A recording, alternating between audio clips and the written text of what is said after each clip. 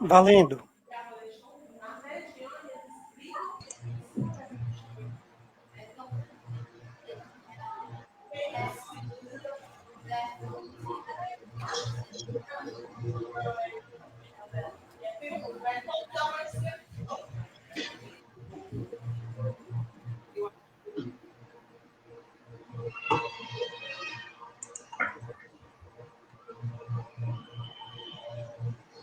Boa noite.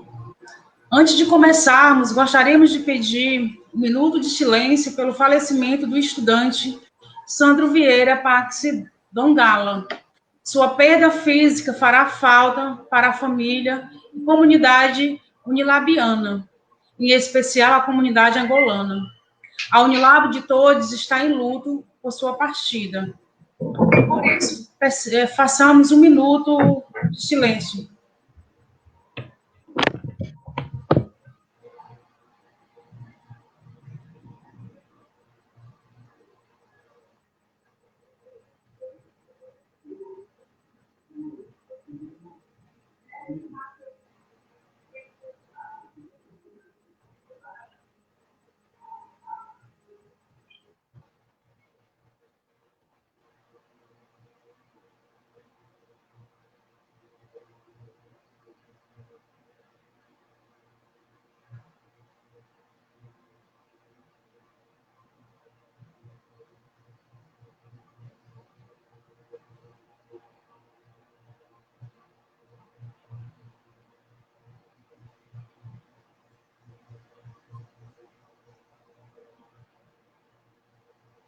Poesia, poesia, poesia.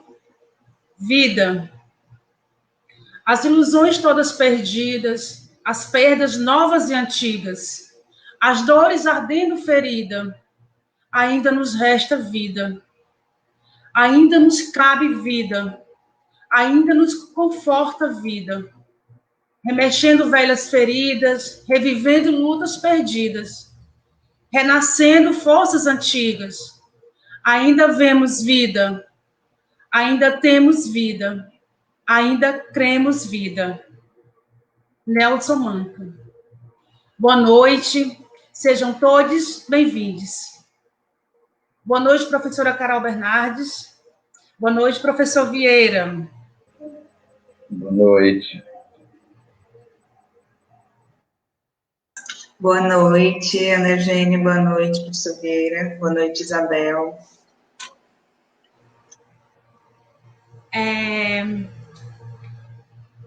Agora, cada um de vocês vão fazer uma fala, se apresentar em 3 minutos, por favor.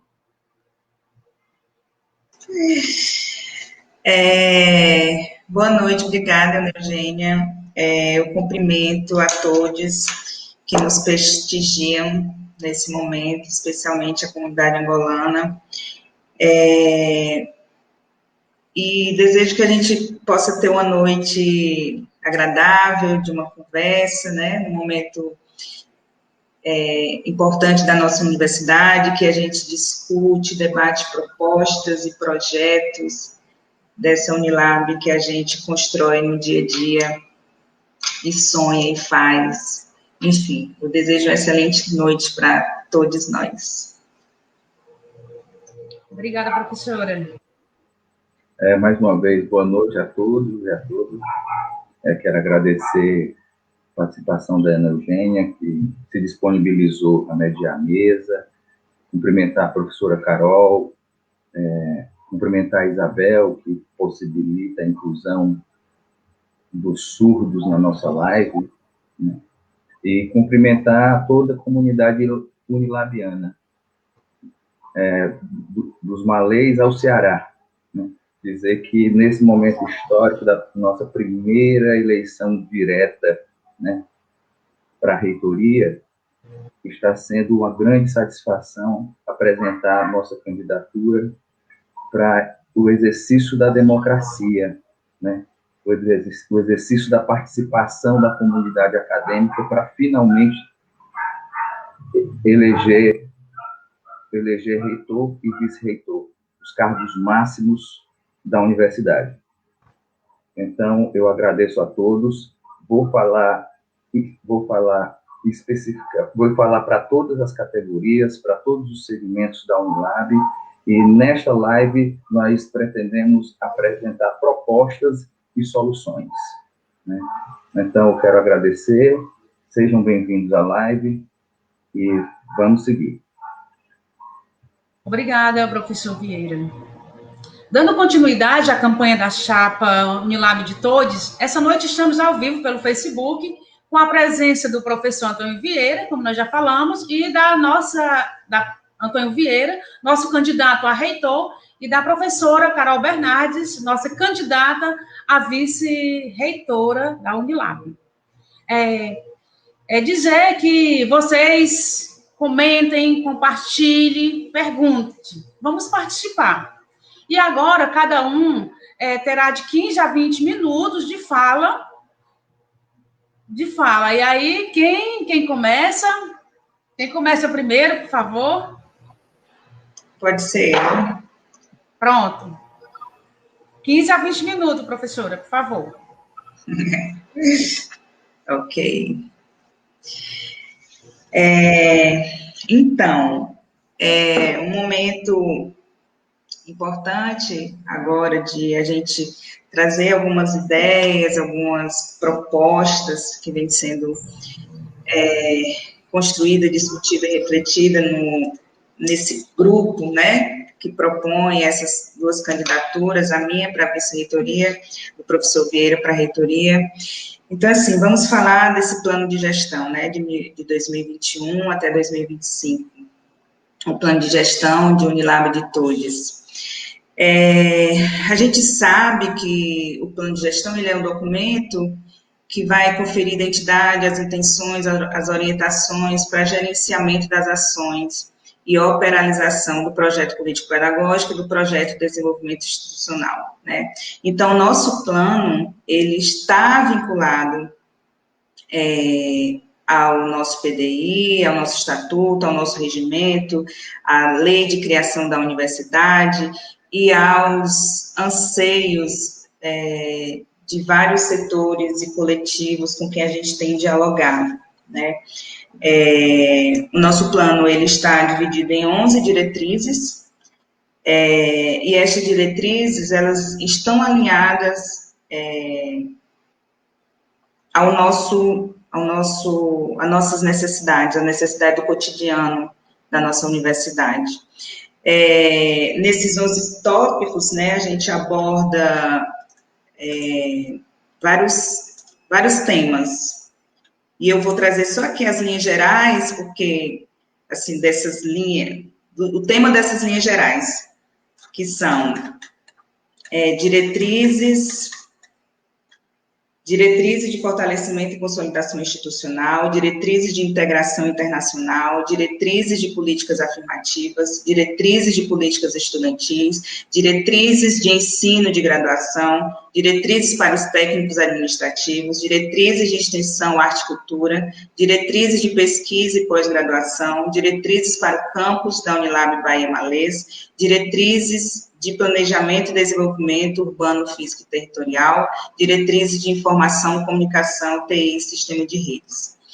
Essas diretrizes propõem, né, apresentam propostas para o crescimento, fortalecimento e a consolidação institucional unilabiana, considerando o desenvolvimento pessoal, o cuidado com o pessoal, né, de todas as categorias, considerando estrutura física, considerando as questões laborais e profissionais, pedagógicas, educacionais, financeira, cultural, artística.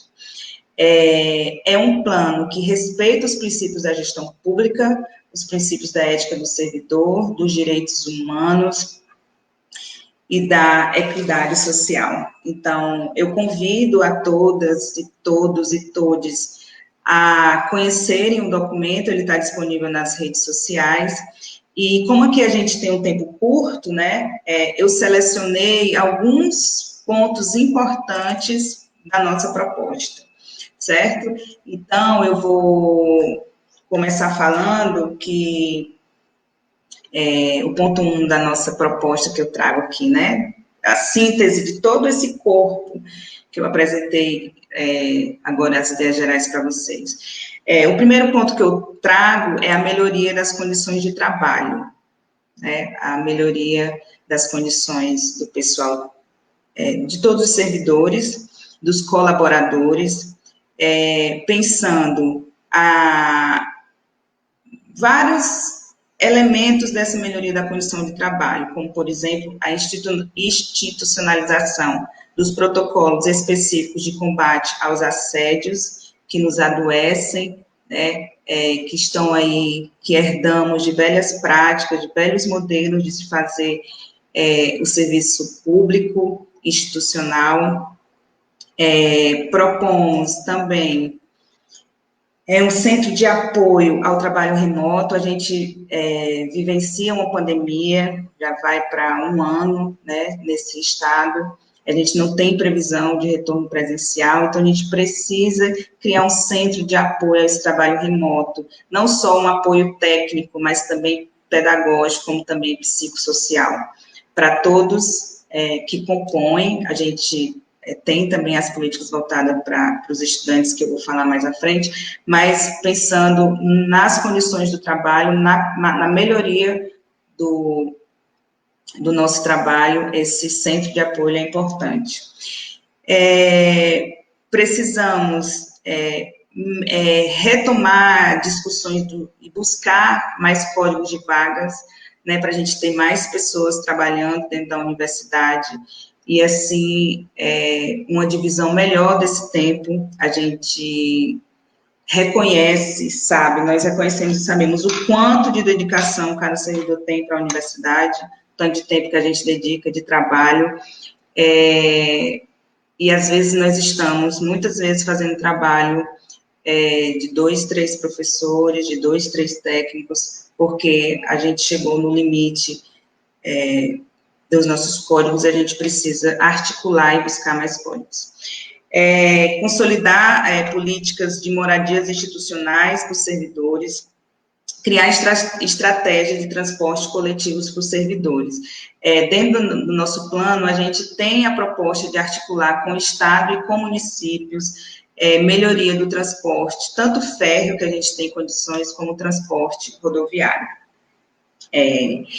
O segundo ponto que eu trago é a implementação da moradia estudantil. A gente tem, até hoje, um elefante branco, né? A gente tem ali o prédio que não atende ainda necessidades, e essa moradia, ela é importantíssima para a gente poder implementar nossa integração, nossas relações, nossa saúde mental, em função das condições adversas que os nossos estudantes que vêm, tanto dos interiores da região do Maciço, do Recôncavo Baiano, como os estudantes internacionais que vêm dos países africanos de língua portuguesa.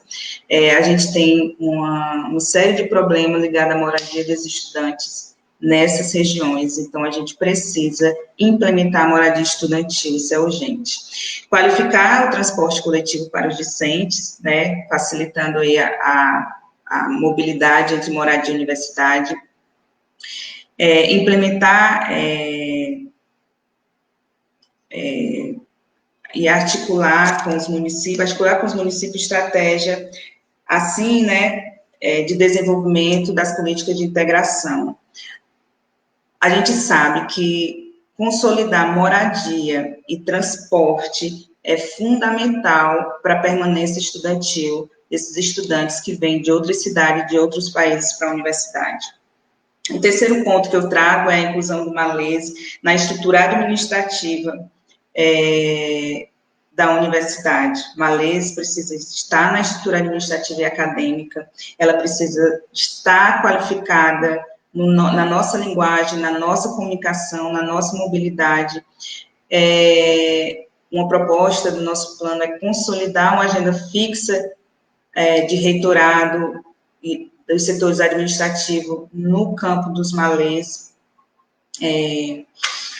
Então, é uma pauta importantíssima do nosso plano atender às demandas do campus do malês, né? Tem vários pontos no nosso projeto, mas, enfim, eu trago alguns destaques. Outro ponto que eu trago de destaque do nosso plano de gestão é a melhoria dos nossos espaços de convivência, dos nossos espaços de socialização, criar esses espaços, ampliar esses espaços, assim como o espaço de creche na região, nos campos do Ceará, como no campus da Bahia, integrando cidades, né, onde estamos inseridos, como Acarape, Redenção e São Francisco do Conde. É necessário criar esses espaços, não só internamente, mas articulado com as cidades, né, integrado com as cidades que estamos inseridas. O quinto ponto que eu trago de destaque é a melhoria das condições, melhorar as condições de permanência estudantil, né?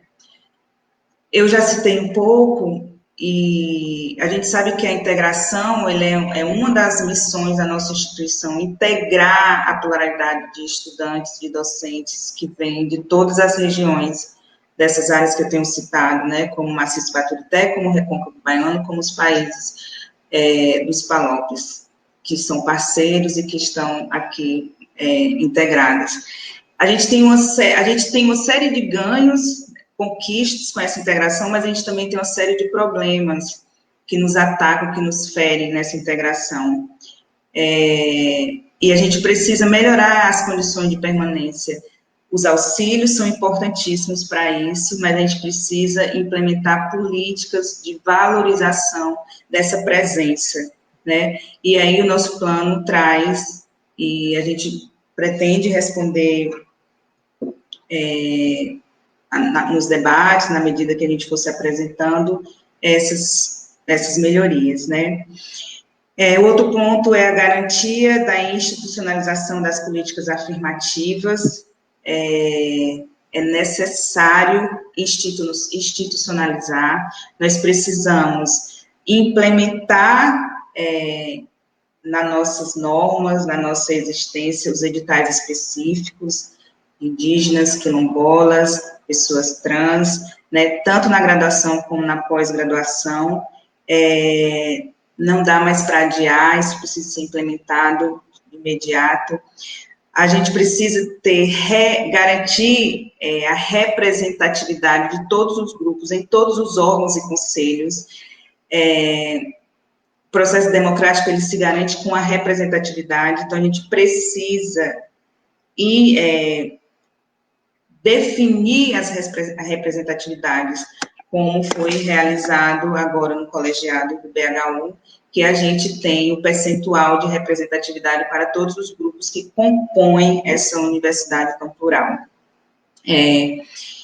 Institucionalizar as bancas de heteroidentificação para a entrada, né, de alunos pelas cotas, porque a gente sabe que a gente vivencia um processo de fraudes, e a gente precisa garantir a implementação disso na entrada, não somente depois na investigação da fraude, na denúncia da fraude, mas na entrada, cotas nos programas de pós, e processos seletivos de entrada na graduação nas localidades em que estão os grupos quilombolas, indígenas, né? Pensando, inclusive, em parceria com as escolas indígenas, que podem auxiliar, estar vinculada e fortalecer esse vínculo, para a gente garantir mais a entrada desse grupo na universidade. Outro ponto importante que a gente considera forte da nossa proposta é a gestão participativa, a garantia de que cada segmento de docentes, discentes e técnicos tenha voz e voto. Então, uma das nossas propostas é a realização de assembleias pontuais por semestre com cada setor, para garantir que suas demandas sejam discutidas nos conselhos superiores, né?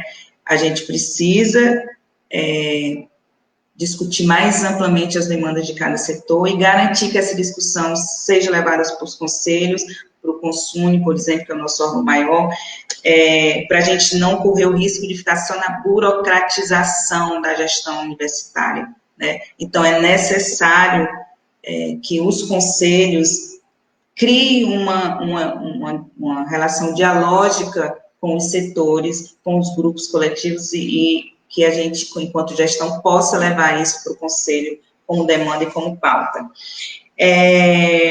Para encerrar esse ponto geral, assim, dos pontos de síntese do plano de gestão, eu trago no ponto que é a qualificação do ensino, né? A gente precisa de ações que entreguem os projetos do curso ao projeto dessa universidade.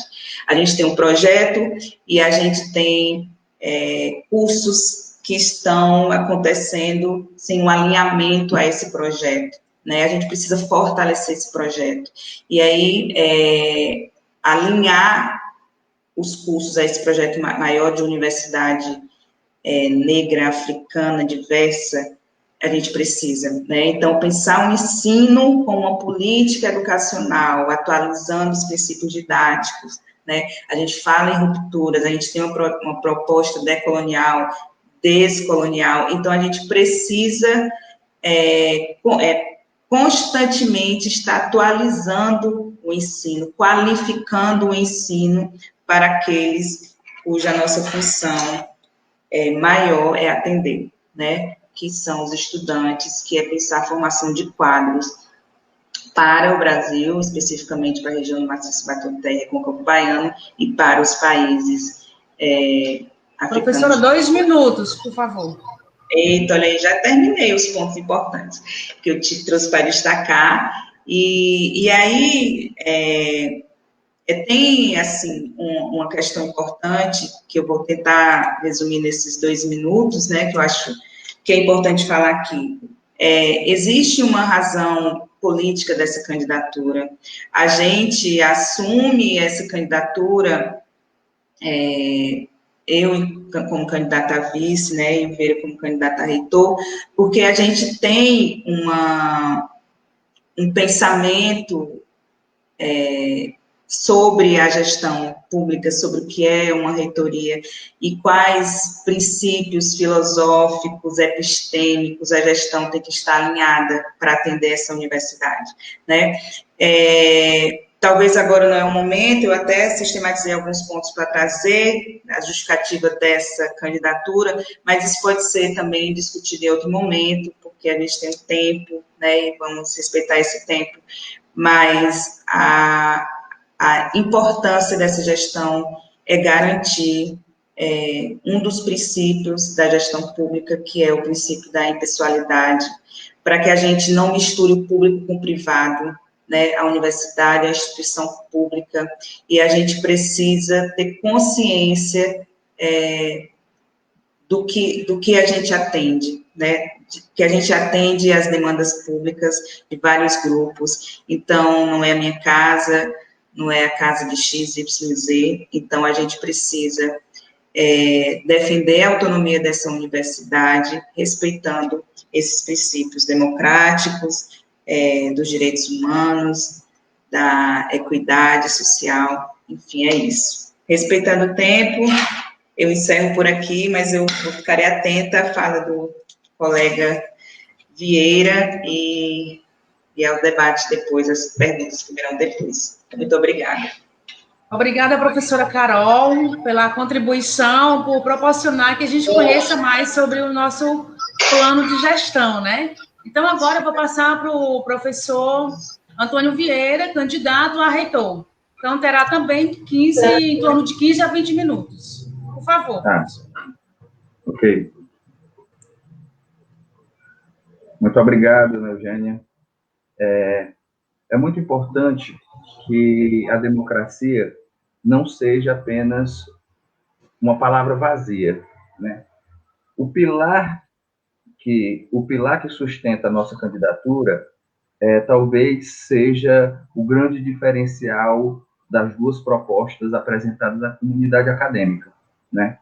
A nossa candidatura pretende, né, chamar a participação efetiva, né, democrática, toda a comunidade acadêmica para que nós possamos propor, aperfeiçoar, planejar e também acompanhar os resultados.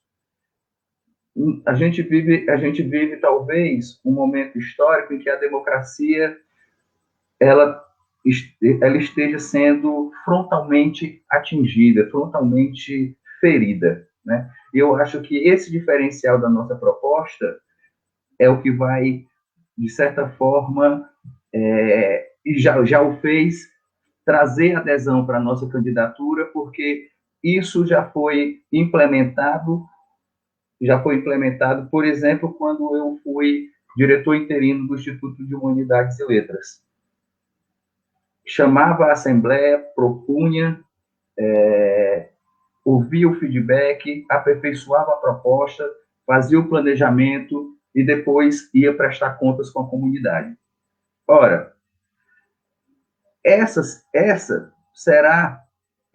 isso é o nosso plano de gestão, mas antes de chegarmos, né, se for do entendimento da comunidade acadêmica, que nós devemos gerir a universidade, né, nós estamos num processo eleitoral que essa democracia precisa ser exercitada.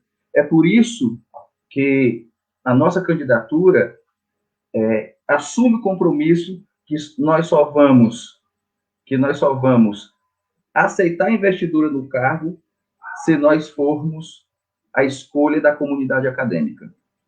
Em nenhuma ocasião isso é negociável. Então, eu escolhi 2 pontos do nosso plano de gestão para que a gente possa discutir. Vou apresentar soluções dessas propostas e também ela estará ligada à minha história na Unilab, né? Eu quero falar aqui especificamente para os técnicos, né? A gente sabe que a Unilab tem um déficit numérico de técnico, né? Muitos técnicos trabalham sobrecarregados. A relação aluno e técnico na Unilab, ela é muito deficitária, né? Ela é muito desigual. E tem setores, então, que nem técnicos possuem, como técnico administrativo, como a pós-graduação, né? Então, eu quero falar para os técnicos sobre uma proposta do nosso plano de gestão, que é a flexibilização da jornada de trabalho, né? E também a implementação das 30 horas de trabalho, que é um direito garantido. E isso não é simplesmente uma promessa, na verdade é um comprometimento, né? Existem parâmetros legais que possibilitam, né, essa flexibilização e essa redução da carga horária. Por exemplo, no decreto 1590, de 10 de agosto de 95, e atualizado pelo decreto 4.836, de 9 de setembro de 2003, se o órgão público tem mais de 12 horas, tem até 12 horas ou mais de 12 horas de atividade, é possível a flexibilização do trabalho para que todos os turnos sejam atendidos de forma equitativa, para que não tenha prejuízo nem para a comunidade interna, tampouco para a comunidade externa, né? Então, junto com isso, né, junto com essa proposta, também nós propomos o teletrabalho. O teletrabalho é possível e está garantido pela Instrução Normativa número 65, de 30 de julho de 2020. Né? Então, o teletrabalho é uma modalidade que o cumprimento da jornada regular pelo participante pode ser realizado fora das dependências físicas do órgão, em regime de execução parcial ou integral, de forma remota e com a utilização de recursos tecnológicos, sem prejuízo para a qualidade do trabalho, e tendo muitas consequências, né? A motivação e comprometimento dos servidores com os objetivos da instituição, aumentar o grau de satisfação que o servidor tem com as funções exercidas e com o local em que trabalha, diminuição de custos, né, da própria universidade, atrair e manter talentos, e atrair e manter novos talentos, porque a gente na Unilab percebe que os técnicos administrativos, existe uma rotatividade muito grande por conta da distância entre Fortaleza e Redenção. E muitas vezes a Unilab é apenas um emprego de trânsito. Então é preciso motivar, né? É preciso ter atenção para que o técnico não simplesmente fixa a Unilab como algo que seja um emprego, um cargo de transição, certo? Então, eu quero dizer que isso é possível, né, e que a nossa candidatura, ela tem um comprometimento a partir do diálogo com os técnicos administrativos, chamando o sindicato, né, para construirmos essa proposta juntos, certo? O outro ponto que eu escolhi é sobre a internacionalização. A internacionalização é um pilar da universidade, né? Nós já nascemos internacional, está na sua lei de criação. Contudo, 10 anos se passaram e a internacionalização ainda continua não implementada. E em muitos momentos, nesses 10 anos, nós podemos até dizer que houve retrocesso, né? Existem vários gargalos, né? Mas eu queria apontar apenas um por causa do tempo. Primeiro, esse gargalo, ou esse obstáculo, é a discrepância entre as vagas ofertadas e realmente ocupadas pelos estudantes internacionais. Formalmente, a Unilab oferece 50% das vagas para todos os países membros do PALOP, e ainda por Timor-Leste. Mas nunca foram efetivamente ocupadas essas 50 vagas, né? Eu tive a oportunidade de participar, né, em 2 oportunidades do PSEE, que é o Processo Seletivo de Estudantes Estrangeiros em Guiné-Bissau, né?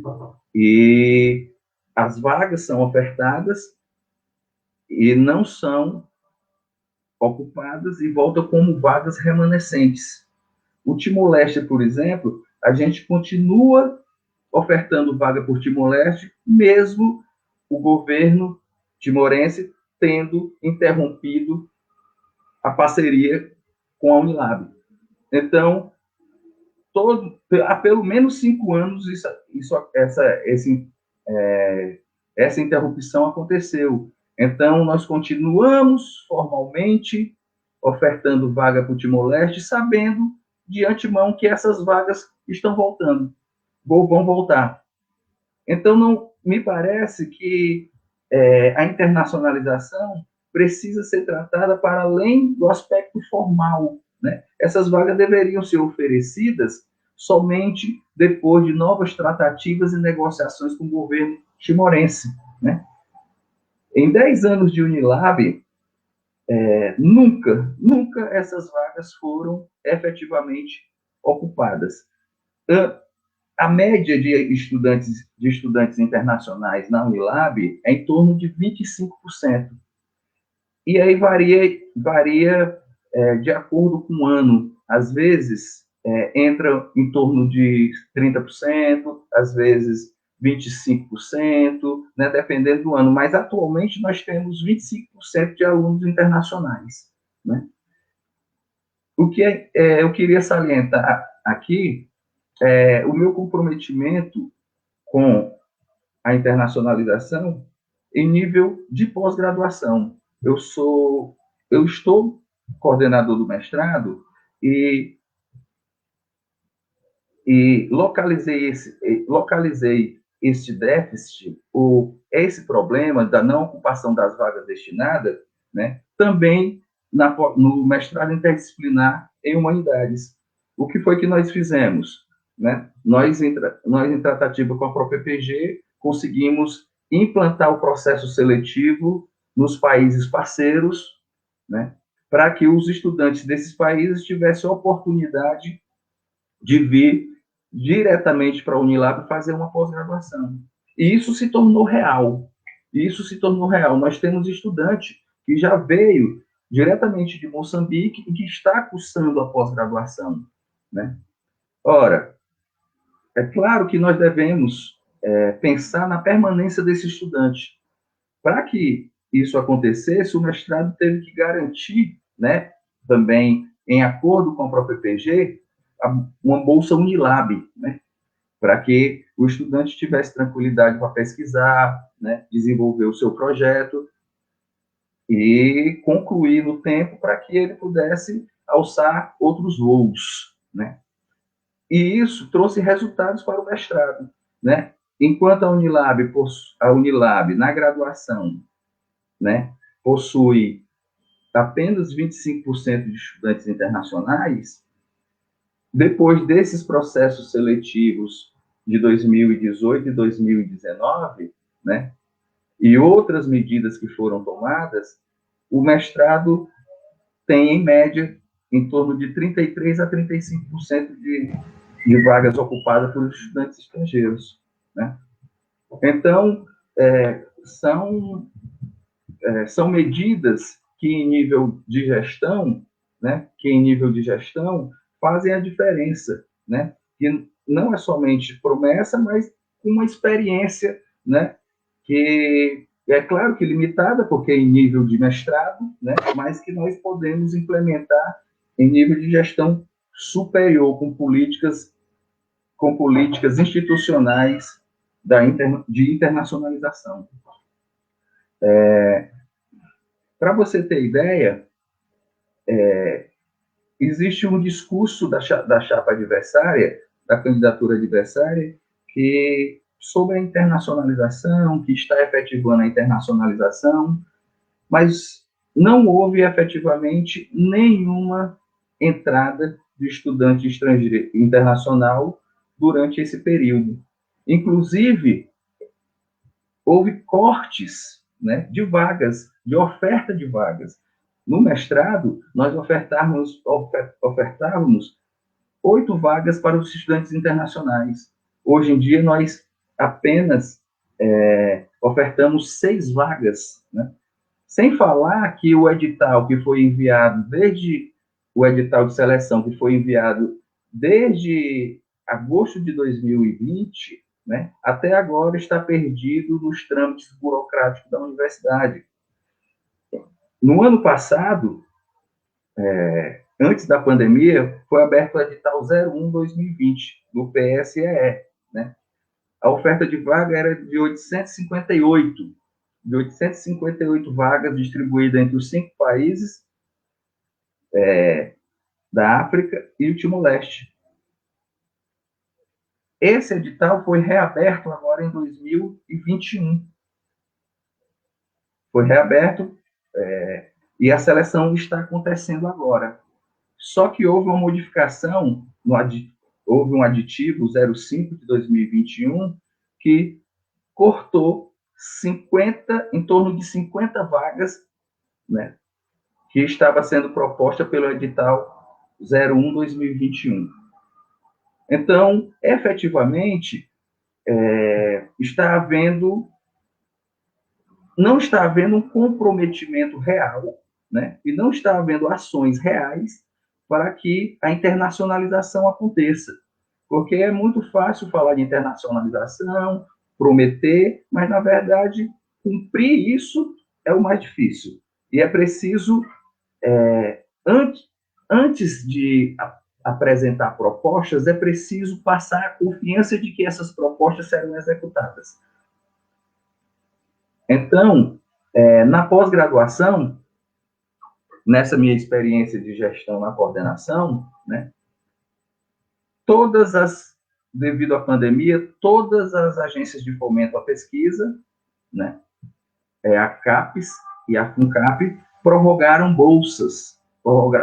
as bolsas dos estudantes devido à pandemia, né? Houve uma prorrogação de prazos de defesa e, naturalmente, né, houve a CAPES a CAPES e a FUNCAP entendeu que as bolsas poderiam ser prorrogadas de 3 meses e, excepcionalmente, até 6 meses. A Bolsa Unilab, né? A Bolsa Unilab, até hoje, não houve resposta da reitoria sobre a solicitação de bolsa, sobre a solicitação da prorrogação de bolsa, feita pelo mestrado, né, da Bolsa Unilab. Então, o estudante, ele está inseguro, né, e isso aumenta o sofrimento psíquico, emocional, né, já agravado pela pandemia, e desde novembro nós estamos esperando uma resposta da reitoria. E a bolsa, essa bolsa, foi concedida justamente para o estudante que veio diretamente de Moçambique para cursar a pós-graduação aqui no Brasil. Então, é muito difícil executar ações para desenvolver a internacionalização da Unilab sem apoio da gestão superior, né, que a todo momento fala da internacionalização, mas quando vamos para a prática, vem uma construção de barreiras para que ela não aconteça. Professor, 2 minutos. Ok. A nossa candidatura, ela está atenta para esses obstáculos, certo? E um outro obstáculo que eu posso apontar são os cortes, né, sucessivos dos recursos da universidade, e que isso incide diretamente no plano de assistência estudantil. O plano de assistência estudantil, ele tem sido, em média, o mesmo valor nominal desde 2017. Talvez, em alguns momentos, o de 2020 foi regulado pela inflação, né? Houve aí um ajuste levando em consideração a inflação, mas não levou em consideração que entraram mais estudantes, né? E que, portanto, precisaria de mais auxílios, né? Então, é uma grande dificuldade. E eu acho que a solução não é a gente prometer, né, emendas para que a gente solucione os problemas orçamentários da universidade. Porque aí as emendas, elas precisam, né, elas dependem da conjuntura política, conjuntura no Brasil muito inconstante e que geralmente feito a partir de laços pessoais, né? A partir de laços de apadrinhamento e de amizade. A nossa gestão não aceita isso. A nossa gestão, ela quer respeitar os princípios da administração pública, da impessoalidade. A gente vai atrás de emendas, mas sabendo que isso é apenas um orçamento complementar, né? E essa busca de emendas tem que ser tratada de forma republicana, democrática, sem que haja, né, comprometimento da autonomia da universidade e comprometimento com uma contrapartida. Essa promessa de que a universidade pode dar um upgrade no seu orçamento através de emendas, né, escamoteia o problema, né, e não pensa a universidade a curto, médio e longo prazo. Então, é muito importante que os recursos sejam buscados através de lutas juntamente com entidades civis, entidades sindicais, de dirigentes das universidades federais, né? Então, só para dar um exemplo, e aí eu finalizo, a Andifes, que é a Associação Nacional dos Dirigentes das Instituições Federais de Ensino, agora no mês de janeiro, solicitou ao MEC um recurso extra para o PNAES, que é o Plano Nacional de Assistência Estudantil, por conta da pandemia e por conta da crise econômica, né, e do cancelamento do auxílio emergencial, o que levou a todos os estudantes que dependem desse auxílio viver exclusivamente dele, né? E então, essa solicitação já foi aceita, né, também em janeiro, e teremos um acréscimo no recurso do PNAES de 1/12. Então, está o valor do recurso dos PNAES do PAES, né, na Unilab ano passado, que foi de 3.800.000, nós teremos aí um acréscimo aí de 1 milhão, em torno de 1.200.000, né? Então, é a partir dessa luta que nós acreditamos, né? E não a partir de conchavos políticos. Por favor, conclua, professor.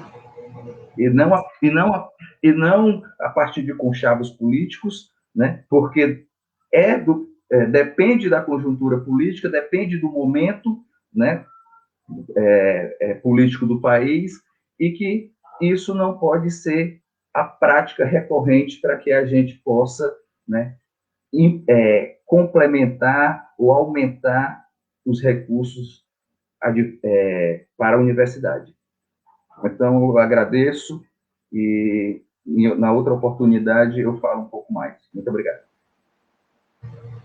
Obrigada, professor Vieira, por apresentar e partilhar um pouco do plano da gestão da Unilab de Todes.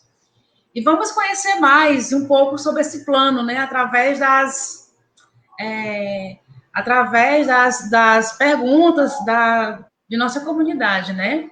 E se você também quiser saber mais um pouco, deixa sua pergunta, comentário, apoio.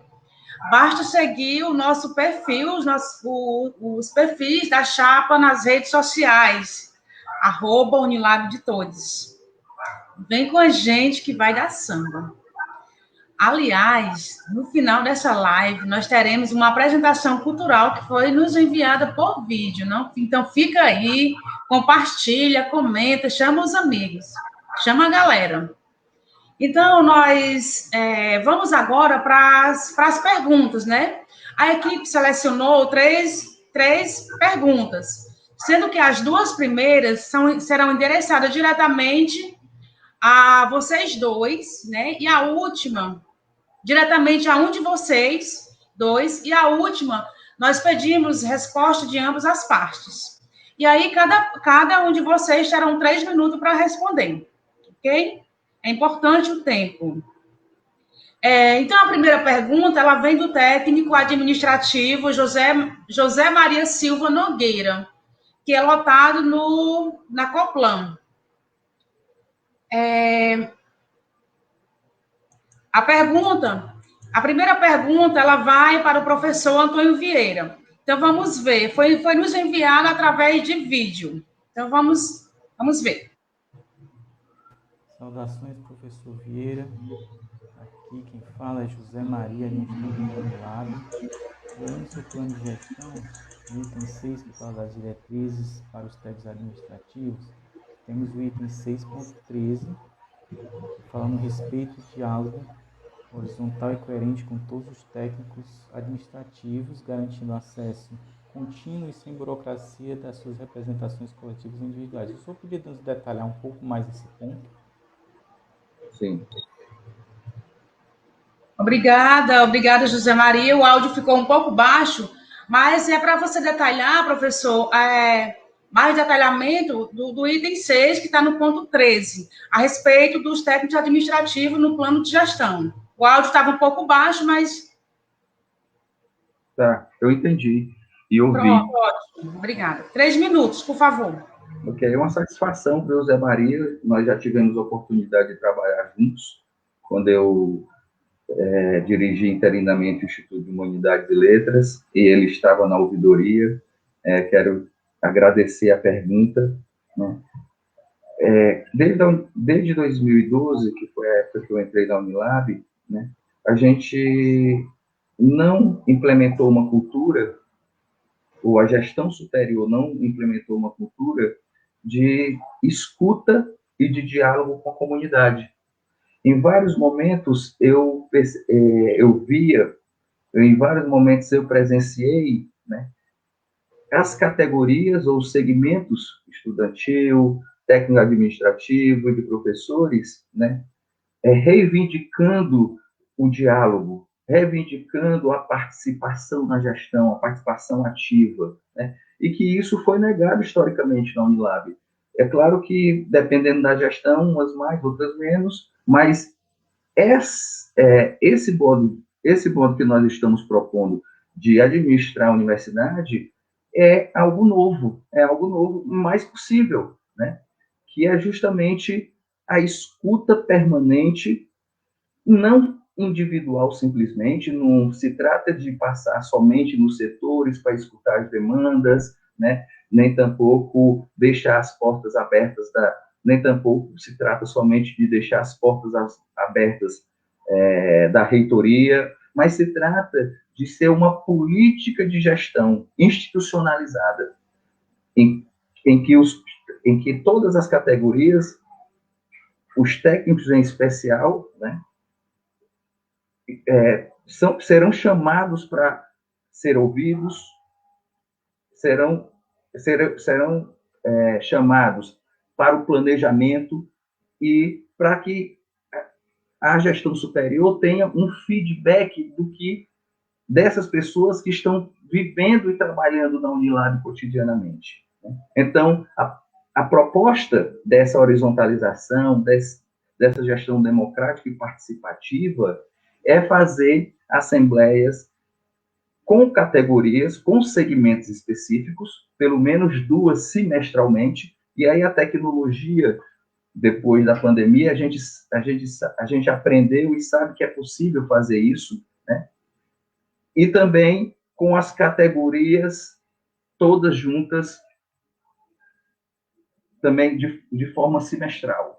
E aí é isso que significa essa gestão democrática, participativa e compartilhada, certo? Então, vocês têm um comprometimento, os 3 segmentos, e os técnicos administrativos em especial, que o Zé Maria fez a pergunta aqui, de que nós estaremos sempre escutando, dialogando com a categoria dos técnicos, certo? Para que a gente possa propor, vocês possam pensar soluções juntos e vocês possam apresentar propostas, né, para que a gente possa implementar na Unilab. É claro que isso não significa o esvaziamento dos colegiados superiores da Unilab, nem dos conselhos. Mas essas propostas chegarão nesses órgãos deliberativos já a partir da escuta... Professor, conclua, por favor. Já a partir da escuta dos segmentos da universidade. Obrigado, Zé Maria, pela pergunta. Obrigada, professor, por responder. E vamos à segunda pergunta, que ela é endereçada à professora Carol, e vem de uma outra professora, né, da professora Luana Antunes, do curso de Letras. E ela quer saber quais são os desafios enfrentados em relação à internacionalização na Unilab e quais são as propostas para o cumprimento desses projetos. Então, é com você, professora Carol, 3 minutos, por favor. Olá, eu direciono a minha pergunta à professora Carol Bernardo, candidata a vice-reitora da Unilab. Professora Carol, considerando que a cooperação internacional com os países da CPLP é uma das principais bases de construção da Unilab, como um projeto inovador tanto no Brasil quanto no mundo, quais são os atuais desafios enfrentados que se relacionam à internacionalização na Unilab e quais seriam as tuas propostas para o cumprimento desse projeto? Obrigada. Obrigada, Ana Eugênia. Obrigada, Luana, querida parceira, vários projetos aí juntas. Obrigada pela pergunta. Vamos lá. Primeiro, que a gente não faz a internacionalização sem os internacionais, né? E então a gente precisa respeitar a presença dos que tem e a gente precisa trabalhar para ampliar essa presença africana dentro da nossa universidade, dentro da nossa gestão. Então, assim, quais os desafios? Vamos por partes. Quais os desafios da internacionalização? Primeiro, que a gente precisa entender qual é a internacionalização que a gente está falando. Nós estamos falando da internacionalização com os países africanos de língua portuguesa. A internacionalização especificamente com estas nacionalidades angolanas, moçambicanas, cabo-verdianas, guineenses, santomense, é isso? Os países africanos. Então, um dos nossos grandes desafios é o racismo estrutural. A gente precisa entender que o racismo, ele é um dos nossos grandes problemas institucionais, porque ele é estrutural na sociedade, que a gente precisa combater, trabalhar, desenvolver políticas, né? A gente tem outro desafio que é externo, que é das relações da macropolítica, que são as relações diplomáticas, que também tem a ver com racismo, as questões diplomáticas entre o país, o nosso país, o Brasil, com estes países, que a gente sabe que com a atual gestão do governo federal, isso mudou, o quadro mudou dessa relação diplomática. Então, a gente precisa considerar isso para pensar, inclusive, recursos para implementar nossas políticas. Mas a proposta e as nossas propostas, garantir a presença internacional africana em nossa instituição, garantir essa presença docente, a presença de técnicos, a presença de discentes, a presença bibliográfica no currículo. Então, a gente precisa ampliar o percentual, né, dessa presença. E aí, é necessário que os concursos estejam abertos também nos países de origem, né, dos nossos parceiros.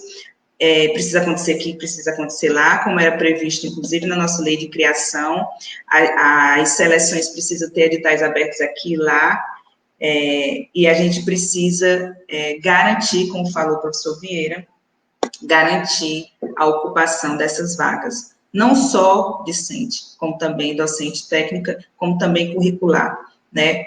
E aí, essa presença, ela causa um impacto dentro dessa estrutura racista que a gente combate, que a gente luta. Tem uma outra proposta que tem a ver com um tópico que fez parte do nosso primeiro estatuto, que é a criação do Comitê Consultivo Internacional, né, um comitê para assessorar, para definir políticas, criar estratégias, pensar em ensino, pesquisa, extensão e gestão, né, responsável com uma agenda diplomática internacional com esses países, com presenças internas e externas, nesse diálogo aí para implementar essa presença. Inclusive curricular, né, que é uma das grandes questões. A gente tem 24 cursos de graduação, por exemplo, a gente precisa implementar, garantir essa presença africana dentro dos currículos, a presença de uma epistemologia, a presença de uma ciência, de uma lógica do pensamento, tanto tão importante quanto dos corpos, né? Bem, precisamos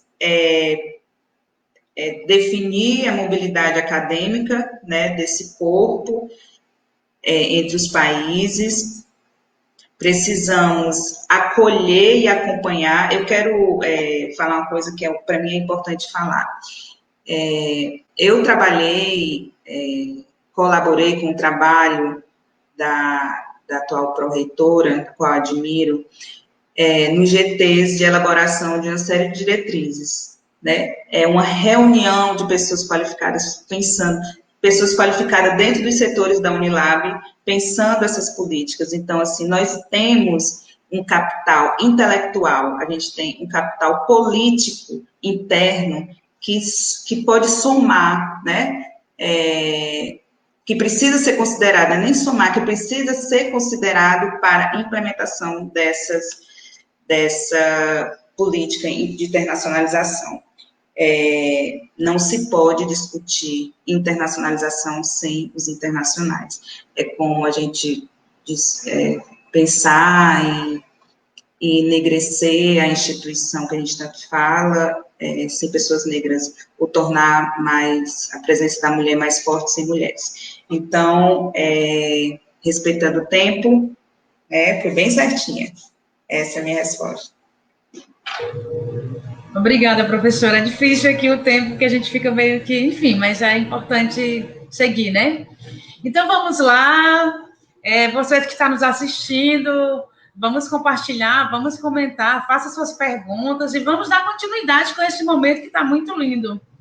A última pergunta da noite vem lá de um estudante do BHU, é do Will. E aí ele quer saber, gostaria de saber qual a sua opinião sobre os cortes das bolsas CAPES e quais as consequências que isso pode trazer para nós estudantes. E já pensando nisso, quais as propostas de vocês diante desses cortes? Aí lembrando que essa pergunta é direcionada para os dois, né?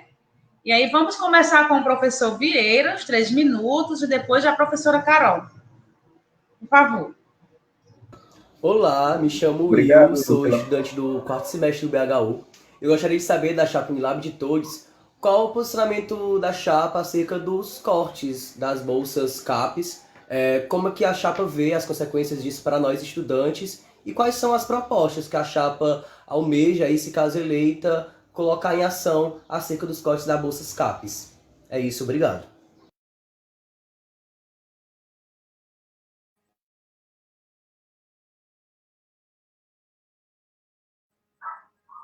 Obrigado, Will, pela pergunta.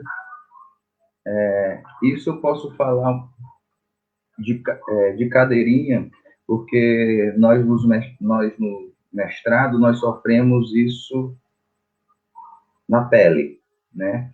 Então, desde 2017, né, no governo Temer, os cortes de bolsas vêm acontecendo tanto na graduação quanto na pós-graduação. E agora, no atual governo, esses cortes de bolsas ainda foram mais aprofundados, né? Então, nós no mestrado, nós tínhamos 3 bolsas CAPES, né? E agora nós temos apenas 2 bolsas CAPES. Então, foi cortado aí um terço das bolsas CAPES.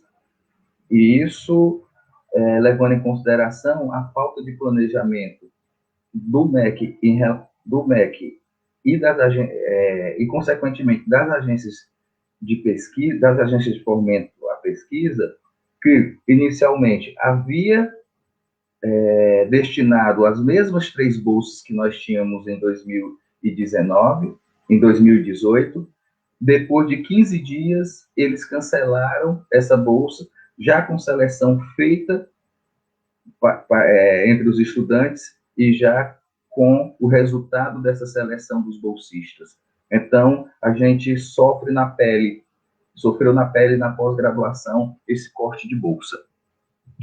A FUNCAP, ela tem mantido as bolsas, né? E tem sido uma grande parceira da pós-graduação.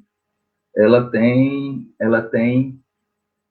aumentado de 2018 para cá bolsas de fomento à pesquisa para os estudantes. Então, há uma parceria com a FUNCAP, né, que a gente mantém e que ela mantém um comprometimento de manter as bolsas e também, ano a ano, ela vem aumentando essas bolsas, certo?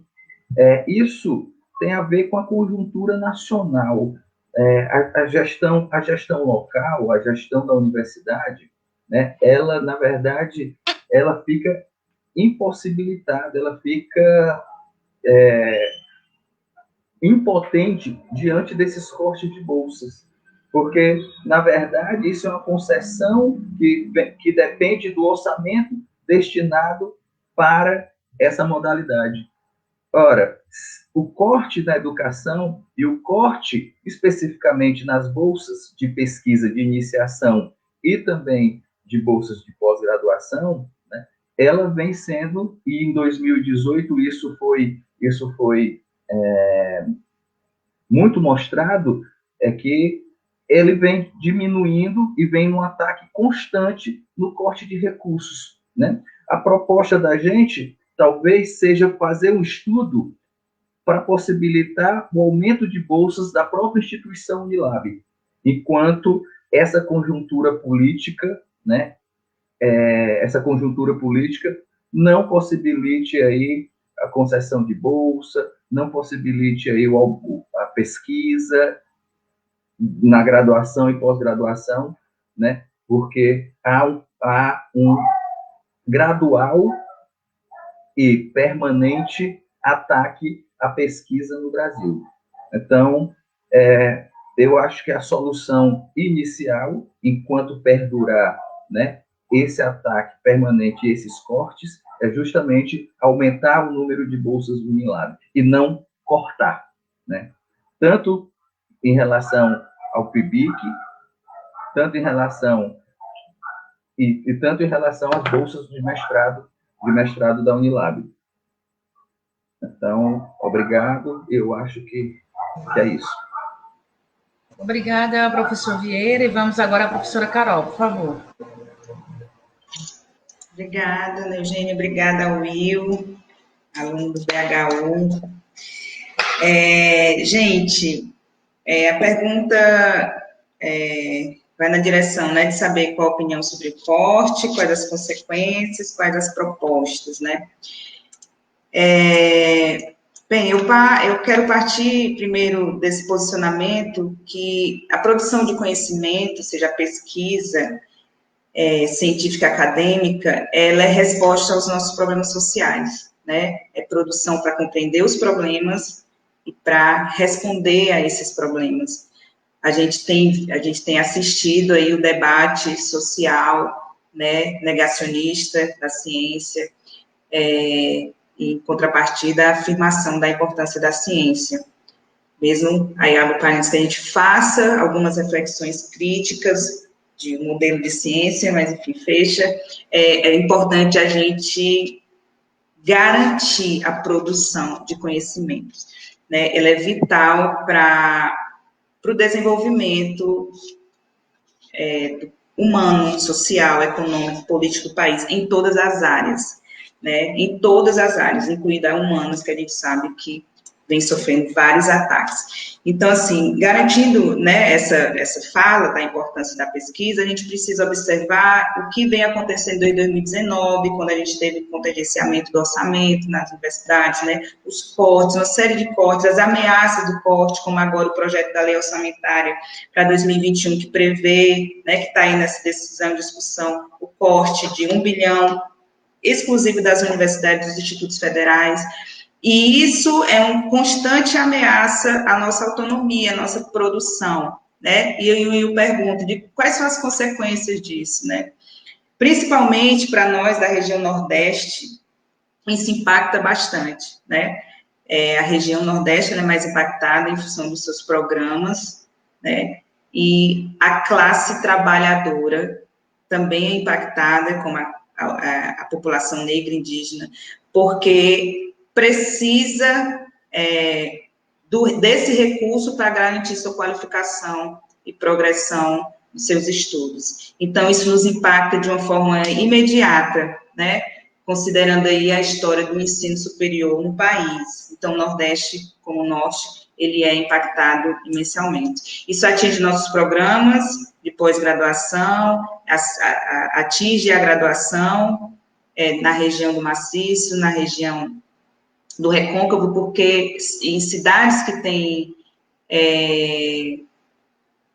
um baixo índice, né, do IDH também, ou então que os programas têm um conceito ali entre 3 e 4, isso vai afetar diretamente. E aí isso também traz uma elitização desses programas, né, uma elitização da pesquisa, uma elitização, um olhar hegemônico que a gente já conhece para a população brasileira, para os problemas sociais, com respostas de outros sobre nós e não por nós. Então, há uma elitização da pesquisa, da ciência, que a gente precisa entender quando tem esses cortes, né? Logo, a evasão de nossos grupos dentro das produções de pesquisa.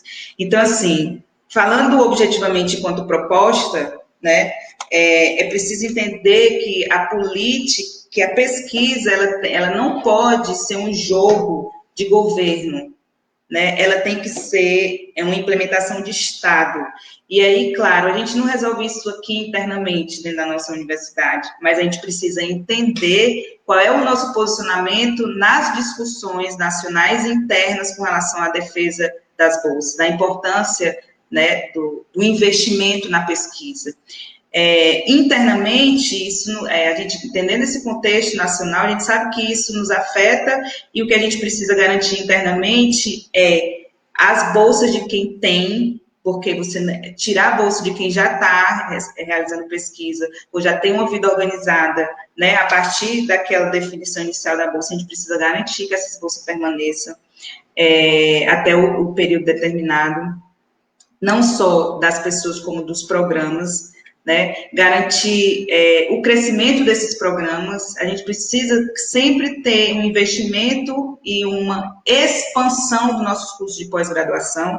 A gente precisa de programas de doutorado, a gente precisa de mais programas de mestrado, mais e mais para atender essa demanda das regiões do Ceará e Bahia e dos países dos PALOPs, né?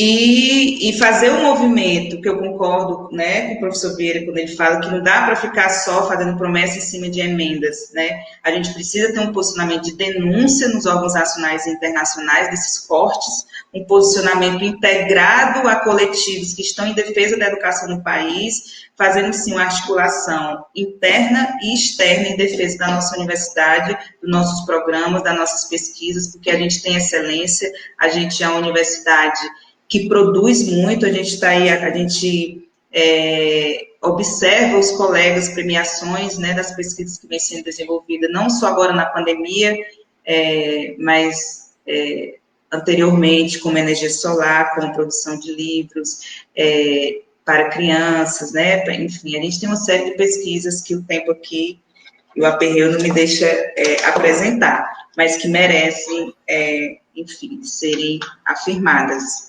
É isso, por enquanto, gente. Falei foi muito. Obrigada, professora. Infelizmente, o tempo, né, não ajuda muito, né? A gente passaria a noite toda falando sobre esse plano que está muito lindo. Obrigada, professora, e agradecer o Will pela excelente pergunta. Na verdade, foram duas, né? E como nós anunciamos lá no início, daqui a pouco a gente vai ter uma apresentação cultural que também foi nos enviada através de vídeo, e também vem lá do BHU, né, que é do JP. Mas antes, nós vamos para as considerações finais, né? Aí cada um vai ter também 3 minutos para as considerações finais. Vamos aí com o professor Vieira, e depois a professora Carol. Eu iniciei minha fala hoje nessa live, né, falando do comprometimento democrático, né? E eu acho que essa é a palavra-chave que vai determinar essa eleição e uma possível gestão da nossa candidatura. E falei que, para que esse processo democrático de consulta à comunidade acadêmica realmente seja não simplesmente formal, é necessário que nos comprometamos com o respeito da decisão da comunidade acadêmica. Por isso, eu conclamo a candidatura adversária a declarar publicamente ou assinar um documento de que somente assumirá a reitoria se isso for uma decisão da comunidade acadêmica. Porque, senão, a gente está passando por todo esse processo todo esse processo para chegar no final do caminho, né, a democracia não ser respeitada. E eu quero acreditar que a candidatura adversária, né, defenda esses valores, né? não obstante a gente saber, não de forma muito transparente, de como eles ascenderam à gestão superior da Unilab, mas eu quero acreditar que neste momento desse processo eleitoral histórico e tão importante para a Unilab, né, que eles vão se comprometer em assinar, em declarar que só assumirão a reitoria se for uma decisão da comunidade acadêmica. Então, a nossa candidatura se compromete a isso, né? A nossa candidatura não quer ascender a reitoria, né, de forma politiqueira, né? Não quer ascender a reitoria através de articulações políticas que não são feitas ou que não foram feitas à luz do dia. Então, esse é o nosso comprometimento. Eu sei que é um momento novo para a Unilab, é um momento novo também para a Carol e para mim, né?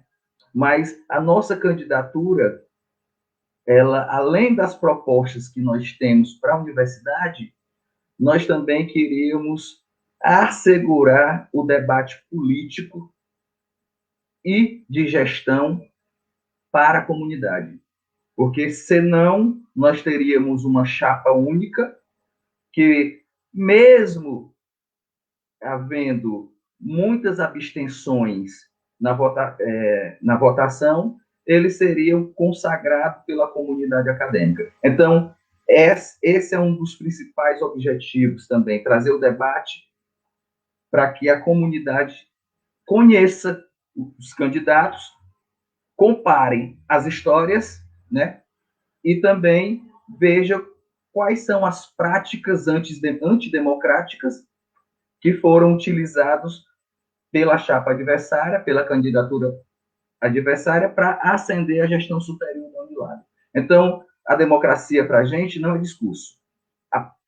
A participação dos 3 segmentos na gestão não é discurso. É um comprometimento e que está em linha com a nossa prática dentro da Unilab. Então, eu quero agradecer, muito obrigado pela participação de todos que assistiram a live, agradecer mais uma vez a Isabel, a Ana Eugênia e a professora Carol. Tenham uma boa noite e nos vemos, né, nas próximas lives. Obrigada, professor, e vamos para a professora Carol, por favor.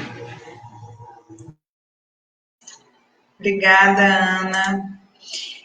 Então, eu quero concluir falando da importância da gente respeitar esses 10 anos de existência da Unilab, que não podem ser jogados fora. Nós tivemos grandes problemas, com várias gestões pró-tempores, né? Mas a universidade trabalha, os setores da universidade trabalham, nós trabalhamos, docentes, técnicos, discentes estudam, produzem, a universidade é viva, ela existe, né? E volto a falar, nós temos um capital intelectual, acadêmico, de trabalho que precisa ser valorizado. Não dá para a gente cair nesse conto de salvadores da pátria, de pessoas únicas que vêm para nos salvar. Não, nós construímos essa universidade, né? Cada um aqui no seu tempo. Eu tenho quase 4 anos, Vieira tem quase 10 anos, né, de universidade, cada um que tem um tempo, e a gente precisa valorizar isso, reconhecendo o que é o nosso valor e olhando para aqueles problemas que a gente identifica e trabalhar para a resolução, que é isso que a gente se propõe quando se junta um coletivo e propõe resoluções, faz proposições, estar junto quando é chamado para pensar, né, sentar, trabalhar pela universidade. Então, eu afirmo que esse meu compromisso, esse nosso compromisso com a instituição, de entender que nós somos grandes, Não é que vem alguém aqui e faz o que a gente seja, nós somos, né? E a gente tem problemas, e a gente está trabalhando e vai trabalhar para solucionar esses problemas de forma que a gente possa viver essa universidade com mais saúde, com mais alegria, né, com mais interesse, porque, enfim, a gente tem problema demais para lidar no nosso dia a dia, no nosso cotidiano, e é possível construir um espaço bacana para a gente estar junto e construir aquele projeto de sociedade que a gente tanto quer, de formação e de mundo. É isso, gente. Gratidão a todos, a todas e todes. Aqui, a quem está nessa mesa, né, Eugênio, por ter aceitado nosso convite de mediar, né, as intérpretes, professor Vieira, o grupo que está na nossa campanha junto, as pessoas que estão mandando mensagem, eu vim aqui pessoas da minha família, amigos, alunos, colegas. Gente, gratidão, gratidão. Esse movimento fortalece a nossa campanha e, enfim, faz... a gente tem um sentimento de que fez uma decisão acertada para esse momento, de propor uma alternativa e favorecer que a nossa universidade discuta, coloque na mesa as suas questões e discuta em comunidade o que somos e o que queremos ser. É isso. Vamos descansar, que amanhã tem mais. Obrigada, professora. Vamos fazer história, não vamos passar pela história, mas vamos fazer história, né? Estamos vivendo um momento muito lindo, é um momento muito sonhado, é um momento que todos nós lutávamos, né? Quem está desde o princípio lutava para ver esse momento acontecer, e ele está acontecendo. Então, vamos entrar nessa luta e vamos defender a nossa Unilab, vamos defender a nossa educação. A Unilab é linda e ela é nossa. Tudo que nós temos, tudo foi construído por nós, nada foi dado, tudo foi muita luta. E nesse sentido eu agradeço. Mas antes disso, eu queria também passar um informe, né? É preciso conhecer o que está acontecendo na Unilab. Então, convido a todos vocês que estão aí, e aí vocês também convidam outras pessoas para no dia 19, sexta-feira, conhecer, assistir e participar da live sobre o processo da consulta reitoria de 2021 a 2025. Vai ser pelo canal do YouTube, a consulta informal. Participe, é importante sua participação. Vamos fazer história. Então, vai ser de 14 às 16 horas. E aí, minha gente, a gente está chegando no final, né? Estamos chegando no final e foi um momento muito rico para nós, para todos nós. Eu espero que vocês que estejam do outro lado também tenham gostado, né? E aí, passando para agradecer. Obrigada a todas, a todos, a todos que estiveram nessa noite. E as perguntas que vocês que não tivemos como responder aqui ao vivo, vocês podem estar mandando para a gente, né? Através das nossas redes sociais, tá bom? E se alguém faltou, vocês podem marcar, né? E vamos compartilhar. E vem com a gente, porque vai dar samba. E agora eu chamo o JP para a nossa apresentação cultural. Vamos lá.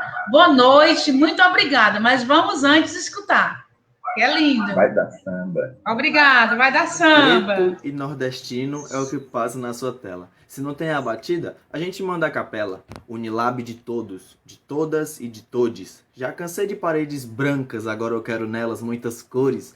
Cores de luta, resistência e esperança. Cores que nos preparam para a luta, mas também tragam a bonança. Quero cores nos muros, nas mentes e nas estruturas da minha universidade. Mas para fazer tudo isso, é preciso muita coragem. Faço versos, frases e poesias. Desde menino eu sou afoito. A Vieira e Carol, aqui vai meu apoio. Vota certo, Unilab, o tempo não para. É com a Unilab de todos que a faculdade fica com a nossa cara. Vota certo, Unilab. Vamos lá. Boa noite, meu povo. Obrigada por tudo. Vai dar samba. Boa noite, vai dar samba. Uhul! A gente ainda está lá, não?